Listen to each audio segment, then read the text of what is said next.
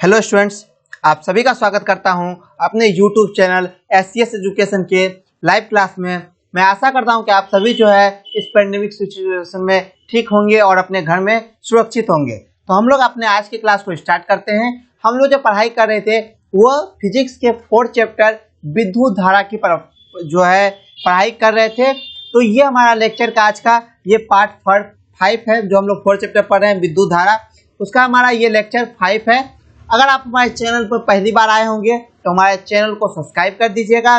साथ में अगर आप लोगों को इसका नोट्स लेना चाहते हैं तो आप हमारे व्हाट्सएप नंबर पर मैसेज कर सकते हैं, आपको इसका PDF भी दे दिया जाएगा। और ये हमारे लेक्चर का क्या है, पार्ट 4 है। इससे पहले जो है हम लोग इस चैप्टर के 4th लेक्चर को देख चुके हैं और पार्ट वाइज जो हम लोग 4th लेक्चर को देखे हैं। अगर आप लोग किसी भी वीडियो को मिस कर चुके हैं और किसी भी क्लास को मिस किए हैं तो आप लोग आई बटन पर क्लिक करके हमारे उस क्लास के वीडियो को देख सकते हैं, जितना हम लोग उस पार्ट में देखे। तो आपको चारों का चारों इस वीडियो का पार्ट आपको आई बटन पर क्लिक करते के साथ मिल जाएगा। और साथ में हम हमारे डिस्कशन में ग्रुप का लिंक दिया गया है। अगर आप लोग अभी तक हमारे ग्रुप से ज्वाइन नहीं हुए हैं तो हमारे ग्रुप को ज्वाइन कर लेंगे। तो चलिए हम लोग अपने आज की क्लास को स्टार्ट करते हैं। और ये हमारा इस चैप्टर का आज लास्ट क्लास होगा और हम लोग आज की क्लास में इस चैप्टर को एंड कर देंगे। मतलब दोस्तों इस चैप्टर को एंड करने में हमको टोटल 5 पार्ट लगेगा। तो 5वां पार्ट हम लोग आज देख रहे हैं और हम लोग आज इस चैप्टर को एंड करेंगे। तो हम लोग अपने क्लास के आज सबसे पहले क्वेश्चन को देखते हैं, जिसमें हम लोग पिछले क्लास में समझे थे श्रेणी क्रम और समांतर क्रम में अंतर देखे थे। क्या देखे थे? व्यंजक प्राप्त कर। सही दोस्तों, इससे पिछले क्लास में हम लोग देखे थे श्रेणी क्रम समूहन एवं समांतर क्रम समूहन में व्यंजक कैसे निकाला जाता है। तो हम लोग दोनों का व्यंजक निकाले थे, जिसमें हम लोग श्रेणी क्रम का व्यंजक निकला था हम लोगों का R = R1 + R2 + R3। और समांतर क्रम समूहन जिसको हम लोग पैरेलल कनेक्शन बोलते हैं, उसमें हम लोगों का निकला था 1/R1 + 1/R2 + 1/R3। आज हम लोग जो है दोनों के बीच के अंतर को देखेंगे, इस प्रतिरोधकों के श्रेणी क्रम समूहन और समांतर क्रम समूहन में हमारा अंतर क्या है। तो मैं आशा करता हूं कि हमारे सभी स्टूडेंट जो है क्लास को ज्वाइन कर लिए होंगे। तो हम लोग अपने क्लास को स्टार्ट करते हैं। लेकिन सभी स्टूडेंट के लिए एक ध्यान वाली बात, आप लोग डिस्कशन में जो है मतलब लाइव चैट में कुछ भी ऐसे मैसेज नहीं करें जैसे दूसरे स्टूडेंट को प्रॉब्लम हो। और खासकर मैं आज फिर से आप लोगों को बताता हूं, आप लोग ग्रुप में क्लास से रिलेटेड क्लास समझे या आप लोगों को हमसे कुछ पूछना है तो सिर्फ उसी से रिलेटेड बात करेंगे। आपस में आप सभी जो है बात नहीं करेंगे, क्योंकि आपके बातों से दूसरे को बुरे लगता है। तो आप सभी स्टूडेंट को मैं बोलता हूं कि आप सभी जो है ग्रुप में वैसा ही बात करें लाइव चैट में जिससे दूसरे को प्रॉब्लम ना हो। तो मैं आशा करता हूं कि आप लोग जो है अभी के बाद अपने लाइव चैट में सिर्फ क्वेश्चन राइज करने के लिए लाइव चैट का यूज करेंगे, अन्यथा आप लोग लाइव चैट का यूज नहीं करेंगे और ऐसे वर्ड का प्रयोग नहीं करेंगे जिससे दूसरे स्टूडेंट को प्रॉब्लम हो।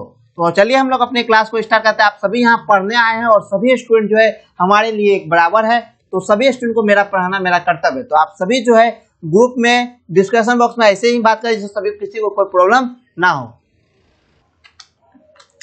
तो हम लोग अंतर देखते हैं, श्रेणी क्रम समूहन और समांतर क्रम समूहन। हम लोग जो है इसको 2 पार्ट में डिवाइड कर दिए हैं। पहला हम लोगों का श्रेणी क्रम समूहन और दूसरा हमारा दोस्तों है समांतर क्रम समूहन। तो दोनों के बीच का हम पहला डिफरेंस देखते हैं, दोनों के बीच हमारा क्या डिफरेंस है। तो पहले हम लोग श्रेणी क्रम समूहन को देखते हैं और सबसे पहला इसका अंतर देखते हैं। तो श्रेणी क्रम समूहन में हमारा क्या होता है, सभी प्रतिरोधकों के सिरे के बीच का जो विभवांतर होता है वो अलग अलग होता है। मतलब दोस्तों इसमें जितने भी रेसिस्टर लगे रहते हैं, प्रतिरोधक लगे रहते हैं, उनके सिरों के बीच का जो विभवांतर होता है वो अलग अलग होता है। कल मैंने व्यंजक के रूप में आप लोगों को दिखाया था। तो किसी में V1 पास हो रहा था, किसी में V2 हो रहा था, किसी में V3 हो रहा था। तो श्रेणी क्रम समूहन में तीनों के बीच का जो विभवांतर है वो अलग अलग होता है।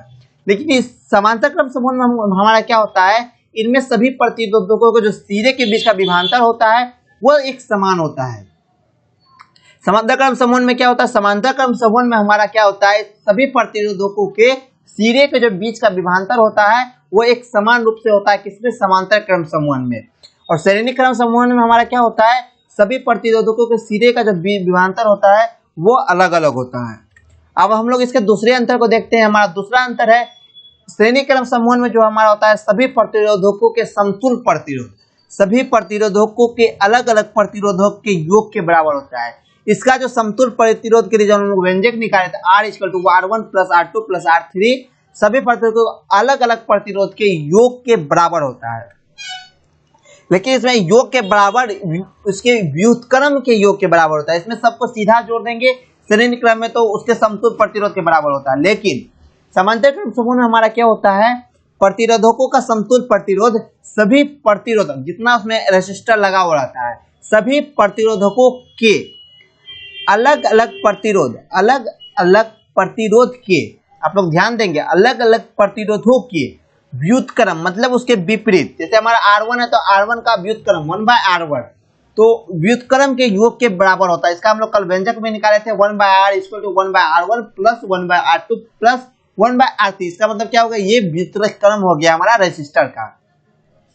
तो श्रेणी क्रम समूह में हमारा क्या होता है, फिर से आप लोगों को दो अंतर है, यहाँ पर दो अंतर के बीच का हम डिसाइड किए। श्रेणी क्रम समूह में हमारा होता है क्या, प्रतिरोधकों के बीच का जो विभवांतर होता है वो अलग अलग होता है। लेकिन समांतर क्रम समूह में ऐसा नहीं होता है। समांतर क्रम समूह में सभी सिरों के जो बीच का विभवांतर होता है वो एक समान होता है। सेकेंड हमारा है प्रतिरोधकों का जो समतुल्य प्रतिरोध होता है वो सभी प्रतिरोधकों के रेसिस्टर का जो मान होता है उसके योग के बराबर होता है। लेकिन समांतर क्रम समूह में सभी प्रतिरोधकों के जो व्युत्क्रम होता है उसके योग के बराबर होता है। तो ये हमारा समांतर क्रम समूह था। अब हम लोग इसे थर्ड अंतर को देखते हैं। थर्ड अंतर हमारा है इसमें समतुल्य प्रतिरोध का मान जो है प्रत्येक प्रतिरोधकों के मान से अधिक होता है। इसमें क्या होता है, समतुल्य प्रतिरोध का जो मान होता है वो जितना उसमें रेसिस्टर लगा हुआ रहता है उसके मान से अधिक होता है। और इसलिए अधिक होगा क्योंकि सभी का मान अगर हम जोड़ेंगे तो जोड़ने के बाद जो है हमारा मान अधिक हो जाता है। तो समतुल्य प्रतिरोध में क्या होता है, समतुल्य प्रतिरोध का मान प्रत्येक प्रतिरोधकों के मान से हमारा क्या होता है, अधिक होता है श्रेणी क्रम समूह में। लेकिन हमारा समांतर क्रम समूह में उसके विपरीत होता है, उससे मान से अधिक मतलब प्रत्येक प्रतिरोध के मान से। यहाँ पर दोस्तों मान से यहाँ पर हमारा गलती लिखा गया, आप लोग इसको काट देंगे और यहाँ लिख देंगे कम होता है। क्या होता है, इसमें हमारा कम होता है, आप लोग यहाँ लिख लेंगे, इसको अधिक को आप लोग यहाँ मिटा लेंगे। तो समांतर क्रम समूह में हमारा क्या होता है, समतुल्य प्रतिरोधकों का जो मान होता है वो प्रत्येक प्रतिरोधकों के मान से कम होता है। श्रेणी क्रम में क्या होता है, श्रेणी क्रम में प्रतिरोधक पर समतुल्य प्रतिरोध का जो मान होता है वो प्रतिरोधकों के मान से अधिक होता है। क्यों, क्योंकि हम इसमें सभी रेसिस्टर का मान जोड़ देते हैं तो जोड़ने के बाद तो हमारा प्रतिरोध समतुल्य प्रतिरोध से अधिक हो जाएगा। लेकिन इसमें हम लोग उसके व्युत्क्रम को जोड़ते हैं जिस कारण हमारा कम रहता है। तो ये हमारा समांतर क्रम समूह का हुआ। उसके बाद फोर्थ डिफरेंस है, इसमें किसी एक प्रतिरोधक को, इसमें जो है श्रेणी क्रम समूह में एक प्रतिरोधक को परिपथ से हटा लेने पर अन्य सभी प्रतिरोधकों से प्रवाहित धारा का मान शून्य हो जाता है। मतलब उस परिपथ से करंट पास होना बंद हो जाता है। किसमें, श्रेणी क्रम समूह में। श्रेणी क्रम समूह में हमारा क्या होता है, इनमें जो है एक प्रतिरोध, इसमें जो है प्रतिरोध रेसिस्टर कैसे जुड़ा रहता है श्रेणी क्रम समूह, आप ऊपर फिगर में देखेंगे, मैं आपको फिगर से ऊपर समझाता हूँ। श्रेणी क्रम में जो रेसिस्टर होता है हमारा इस तरह से जुड़ा रहता है, एक रेसिस्टर जोड़े हम लोग, फिर दूसरा रेसिस्टर जोड़े और फिर हम थर्ड रेसिस्टर जोड़े। तो इस तरह से हमारा श्रेणी क्रम में जो है रेसिस्टर जुड़ा रहता है। तो इसमें से अगर हम इस प्रतिरोधक को यहाँ से हटा लेंगे, अगर R1 को हटा लेते हैं तो अगर यहाँ से हट जाएगा तो और करंट हमारा इस परिपथ से पास हो रहा है, तो अगर हम यहाँ से इसको हटा लेंगे तो फिर हमारा इस परिपथ से करंट पास होना बंद हो जाएगा। तो इस कारण इसका मान क्या हो जाएगा, शून्य हो जाएगा। तो ये हमारा श्रेणी क्रम का है। आप लोग ध्यान से समझ लिए, यहाँ हम 4 रेसिस्टर रखे और एक परिपथ बनाए हैं, हमारा करंट इससे प्रवाहित तो हो रहा है और यहाँ से अगर हम लोग इसको हटा लेते हैं इस रेसिस्टर को तो इससे करंट पास होना बंद हो जाएगा और प्रतिरोधकों से प्रवाहित धारा का मान क्या हो जाएगा, शून्य हो जाएगा। लेकिन हमारा समांतर क्रम समूह में ऐसा नहीं होता है। समांतर क्रम में जो है अगर परिपथ से अगर हम तीनों को कैसे जोड़ते हैं, पैरेलल जोड़ते हैं, मतलब एक दूसरे के समांतर। जब इसको हम लोग ऐसे जोड़े फिर इसको ऐसे कर लिए, फिर हम लोग इसको ऐसे यहाँ पर जोड़े, फिर हम लोग इसको यहाँ से मिला दिए, फिर हम लोग एक और लिए, फिर उसको जोड़े, फिर उसको यहाँ मिला दिए। तो अगर हम और यहाँ से हम लोग एक परिपथ को पूरा कर लेते हैं और यहाँ से अगर हम लोग इसमें करंट प्रवाहित कर रहे हैं तो अगर हम यहाँ से अगर इस रेसिस्टर को हटा लेते हैं तो करंट हमारा इस होके पास कर जाएगा, क्योंकि इसमें बराबर रूप से करंट सभी जगह पास हो रही है। तो इसमें हमारा इससे करंट पास होगा। अगर हमारा ये रेसिस्टर खराब हो जाता है तो हमारा इस दोनों रेसिस्टर से करंट पास हो जाएगा। लेकिन अगर श्रेणी क्रम समूह में अगर हमारा ये R1 रेसिस्टर खराब हो जाता है तो फिर हम R2 R3 से करंट नहीं पास कर सकते हैं। फिर पुनः उसी से अगर हमारा ये रेसिस्टर काम कर रहा है, क्या आप लोगों को विजुअल नहीं है, अगर हमारा यहाँ ये रेसिस्टर काम कर रहा है और ये रेसिस्टर काम कर रहा है, ये रेसिस्टर को हम लोग कोई पद से हटा लेते हैं तो फिर इस होके भी हमारा करंट पास होते रहेगा। तो ये हमारा हुआ श्रेणी क्रम और समूहन और समांतर क्रम समूहन। तो अगर अधिकतर जगह आप लोगों से पूछा जाएगा तो बड़े बड़े कामों में हम लोग समांतर क्रम समूहन मतलब पैरेलल कनेक्शन में, अगर किसी इंपॉर्टेंट काम में अगर जरूरत होता है तो हम लोग पैरेलल टाइप के कनेक्शन का यूज करते हैं ताकि हमारा करंट प्रभावित होता रहे। तो समांतर क्रम समूहन और श्रेणी क्रम समूहन दोनों को आप लोग अच्छे से समझ लिए होंगे। मैं आप लोगों को फिगर से भी समझा दिया ताकि आप लोगों को इस समझने में कोई भी और किसी भी तरह की कोई भी प्रॉब्लम ना हो। तो हम लोग टोटल 4 इसमें देखे हैं और ये क्वेश्चन जो है आप लोगों को 5 नंबर में आपके बोर्ड एग्जाम में पूछता है कि श्रेणी क्रम समूहन और समांतर क्रम समूहन में अंतर मतलब डिफरेंस लिखिए। तो आप लोग इस क्वेश्चन को बना लेंगे और मैं आशा करता हूं कि ये क्वेश्चन किसी भी स्टूडेंट से नहीं छूटेगा क्योंकि ये आपका एक इम्पोर्टेंट क्वेश्चन है। तो हम लोग अपने अब नेक्स्ट क्वेश्चन की ओर बढ़ते हैं और नेक्स्ट क्वेश्चन हमारा है जूल के ऊष्मीय संबंधित नियमों को लिखें। क्या लिखेंगे? क्वेश्चन हमारा है जूल के ऊष्मीय संबंधित नियम को लिखें, मतलब जूल का ऊष्मा के लिए क्या नियम है हम लोग उसको देख लेते हैं। तो जूल के ऊष्मीय संबंधित नियम, ये भी आपके बोर्ड एग्जाम के लिए बहुत ही और उतना ही इंपॉर्टेंट क्वेश्चन है जितना आप लोगों का श्रेणी क्रम समूहन और समांतर क्रम समूहन जरूरी है। ये जो क्वेश्चन आप लोगों को है ये क्वेश्चन 5 नंबर में पूछता है कि जूल के ऊष्मीय संबंधित नियमों को लिखे। तो जूल ने जो नियम दिया था उसी को हम लोग क्या बोलते हैं? जूल का नियम। तो जानते हैं ये नियम क्या है और ये सभी नियमों को हम लोग अच्छे से पढ़ेंगे और ध्यान से आप सभी स्टूडेंट पढ़ेंगे ताकि आप लोगों को यह भी समझने में कोई भी दिक्कत ना हो। जैसे आप लोगों को श्रेणी क्रम समूहन और समांतर क्रम समूहन को भी याद करने में कोई दिक्कत नहीं होगी, तो उसी तरह इस नियम को भी याद करने में आपको कोई दिक्कत नहीं होगी। तो चलिए हम लोग अपने इस क्वेश्चन के आंसर को जानते हैं। तो विद्युत धारा के कारण जो है उत्पन्न ऊष्मा के संबंध में जूल साहब ने जो नियम दिया था उसको उसी को हम लोग क्या बोलते हैं? उनके ही सम्मान में उस नियम को हम लोग क्या कहते हैं? जूल का नियम। तो जूल साहब ने जो नियम दिया था ऊष्मा के लिए उसी को हम लोग क्या बोलते हैं? जूल का नियम क्या कहा जाता है। तो अब हम लोगों के सामने आता है तो नियम दिए थे, अब क्या सब नियम दिए थे? तो जूल साहब ने टोटल 3 नियम दिए थे ऊष्मा के लिए। कितने नियम दिए थे? जूल ने टोटल 3 नियम दिए थे। जूल साहब ने टोटल 3 नियम दिए थे ऊष्मा के संबंधित। तो आप लोग इस तीनों नियम को पढ़ेंगे और ये क्वेश्चन को आप लोग दिमाग में याद रखेंगे कि जूल ने 3 नियम दिया था ऊष्मा को जानने के लिए कि कितनी ऊष्मा उससे प्राप्त हो रही है। तो हम लोग इस नियम को देखते हैं। तो पहला नियम है हमारा नियत प्रतिरोध। क्या है क्वेश्चन? आप लोग अगर आप मेरे बातों को भी ध्यान से सुनेंगे तो आप लोगों को ये नियम भी याद हो जाएगा। ये क्वेश्चन आपके एग्जाम के सिलेबस के भी दृष्टिकोण से बहुत ही इंपॉर्टेंट क्वेश्चन है, इसलिए आप लोग इस क्वेश्चन को छोड़ेंगे नहीं, याद करेंगे। तो इसका पहला नियम है नियत प्रतिरोधक। यहाँ पर आप लोग ध्यान देंगे, नियत प्रतिरोधक और नियत समय में विद्युत धारा के कारण उत्पन्न ऊष्मा प्रवाहित धारा के वर्ग के समानुपाती होता है। पहला नियम क्या है हमारा? नियत प्रतिरोधक और नियत समय में विद्युत धारा के कारण उत्पन्न ऊष्मा जो होते हैं वो प्रवाहित धारा, उसे जितनी धारा प्रवाहित हो रही है तो उसके वर्ग के समानुपाती होता है। हमारे यहाँ 3 चीज यूज हो रहा है। पहला प्रतिरोधक, दूसरा हमारा है समय और तीसरा हमारा धारा है। इस टोटल काम में हमारा 3 चीज हो रहा है। पहला प्रतिरोधक, दूसरा हमारा नियत समय और तीसरा हमारा हो रहा है धारा। तो इस तीनों का आप लोग समझेंगे। पहला प्रतिरोधक है, समय है और तीसरा हमारा धारा है और आप इस तीनों के कॉन्सेप्ट पर ही इसको यूज करेंगे। आप लोगों का पहला नियम में क्या यूज हुआ? पहला नियम में यूज हुआ नियत प्रतिरोधक और नियत समय में विद्युत धारा के कारण उत्पन्न ऊष्मा जो है वह प्रवाहित धारा के वर्ग के समानुपाती होती है। मतलब दोस्तों W = U = I²। क्या हो गया? U = I²। यहाँ हमारा क्या है? U हमारा एक ऊष्मीय ऊर्जा है। U = हमारा क्या हो गया? I²। जहाँ हमारा U क्या है? U हमारा ऊष्मा है और I हमारा विद्युत धारा है। आप लोग ध्यान रखेंगे इस तीनों नियम में हम लोग 3 चीज को यूज करेंगे, प्रतिरोधक, समय और धारा। पहले में हम प्रतिरोधक और समय को नियत किए हैं, दूसरे में हम लोग धारा और प्रतिरोधक को नियत करेंगे और तीसरे में हम लोग समय और धारा को नियंत्रित करेंगे। तो इस तीनों पर जो हम लोग सवाल को, यही जूल का नियम है। तो पहला नियम आप लोग देख लिए। अब हम लोग दूसरे नियम को देखते हैं। दूसरा हमारा नियम है नियत धारा एवं नियत समय। क्या किए? वहां हम लोग प्रतिरोध और समय पे किए। यहाँ हम लोग नियत धारा एवं नियत समय में विद्युत धारा के कारण उत्पन्न ऊष्मा को उस चालक से तार के प्रतिरोध के समानुपाती होता है। इट मीन्स दोस्तों U समानुपाती किसके हो जाएगा? आर, जहां हमारा यू ऊष्मा है और आर प्रतिरोध है।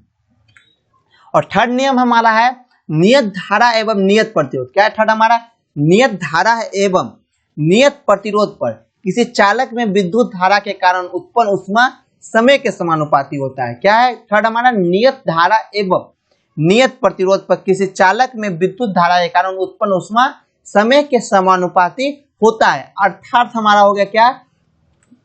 U समानुपाती T, जहां हमारा U क्या हो गया? U हमारा ऊष्मा हो गया और T हमारा समय हो गया। तो फिर से आप लोग समझेंगे, हम लोग पढ़ रहे हैं जूल के नियम।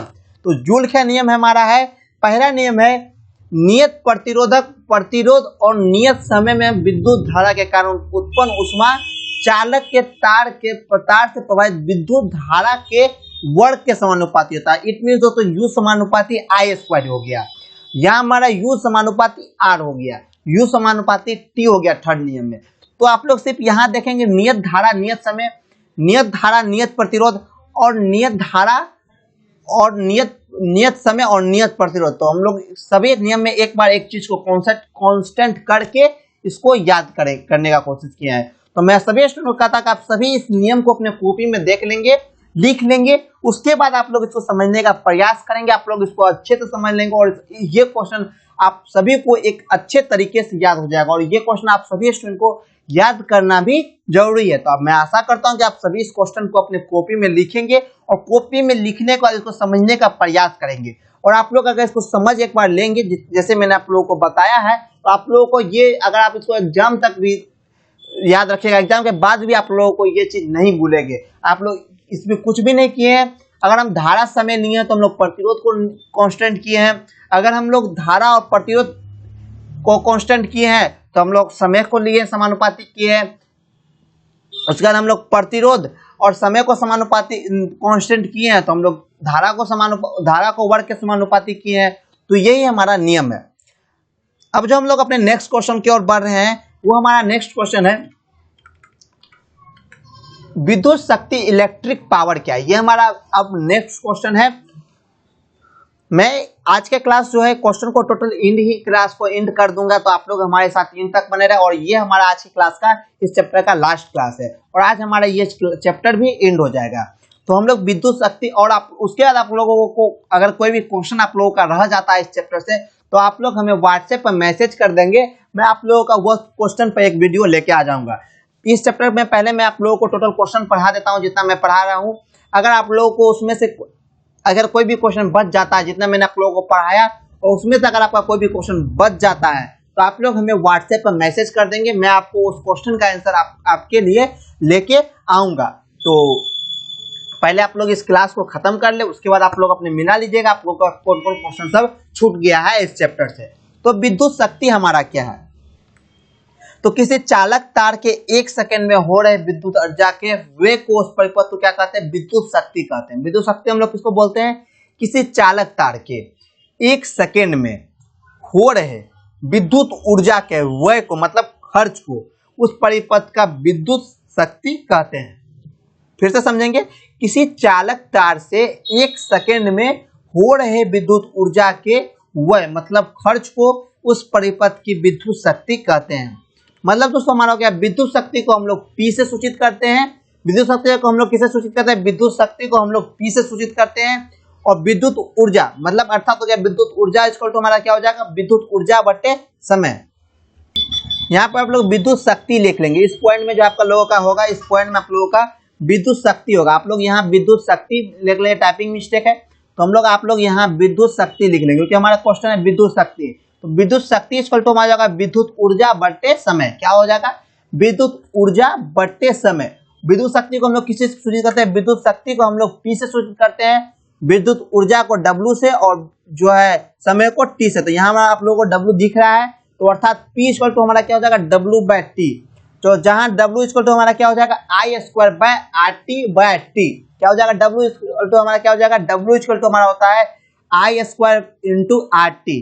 तो I स्क्वायर और ये T हमारा कट गया, तो हमारे पास क्या बचा? I स्क्वायर बट्टे R।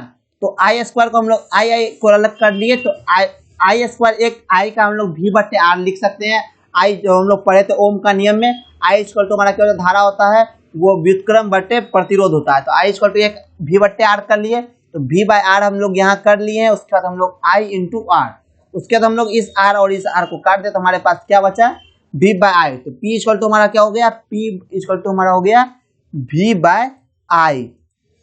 मतलब जो है विद्युत ऊर्जा, मतलब विद्युत शक्ति जो है वो जो है विभवांतर और धारा के मल्टीप्लाई को कहते हैं। किसको कहते हैं, ऊर्जा मतलब विभवांतर और धारा उससे कितनी खर्च हुई उसके गुना को विद्युत शक्ति बोलते हैं। मतलब 1 सेकेंड में हो रहे विद्युत ऊर्जा के खर्च को हम लोग विद्युत शक्ति कहते हैं। विद्युत शक्ति का एसआई मात्रक वाट होता है। क्या होता है, एसआई मात्रक जो है वाट होता है। आप लोग याद रखेंगे विद्युत शक्ति का एसआई मात्रक हमारा वाट होता है। विद्युत शक्ति का एसआई मात्रक क्या होता है, वाट। आप लोग ध्यान रखेंगे, वाट मतलब W। विद्युत शक्ति का एसआई मात्रक वाट होता है। आप लोग इस क्वेश्चन को याद रख लेंगे। और एक वाट इक्वल टू हमारा होता है 1 जूल। क्या होता है, 1 जूल बाय 1 सेकेंड। क्या होता है, 1 वाट इक्वल टू हमारा होता है 1 जूल बटे 1 सेकेंड। सब कुछ मैंने पीडीएफ में नहीं लिखा, आप लोग लिख लेंगे। 1 वाट इक्वल टू होता है, लोग इसको 1 लिख लेंगे। 1 वाट इक्वल टू हमारा होता है 1 जूल बटे 1 सेकेंड। आप लोग यहाँ सेकेंड लिख लेंगे, 1 जूल बटे 1 सेकेंड। आप लोग कहीं पर एक जगह पॉइंट करके लिख लेंगे। 1 वाट इक्वल टू होता है हमारा 1 जूल बटे 1 सेकेंड। तो किसी चालक तार के 1 सेकेंड से हो रहे विद्युत ऊर्जा के व्यय को खर्च को हम लोग क्या बोलते हैं, विद्युत शक्ति। तो आप लोग इस क्वेश्चन को समझ लिए। अब हम लोग अपने नेक्स्ट क्वेश्चन की ओर बढ़ते हैं। नेक्स्ट क्वेश्चन हमारा है विद्युत ऊर्जा क्या है। क्या क्वेश्चन हमारा है, विद्युत ऊर्जा क्या, मतलब हम लोग विद्युत ऊर्जा किसको कहते हैं। तो विद्युत ऊर्जा दोस्तों,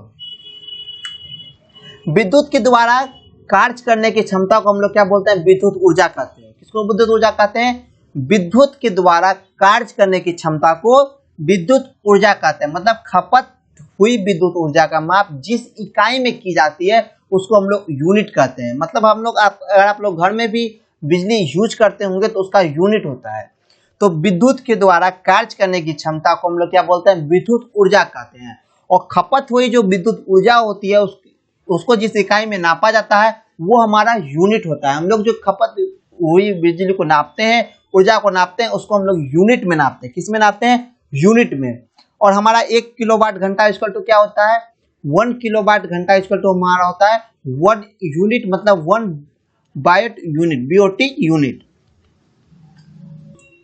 उसके बाद हमारा 1 यूनिट बराबर क्या होता है, 1 यूनिट हमारा होता है 1 किलोवाट घंटा इंटू 1 घंटा। क्या होता है, 1 यूनिट इक्वल टू 1 किलोवाट घंटा, मतलब 1 किलोवाट घंटा इंटू 1 घंटा। आप लोग यहाँ देख रहे होंगे विद्युत ऊर्जा मतलब 1 किलोवाट घंटा गुना 1 घंटा।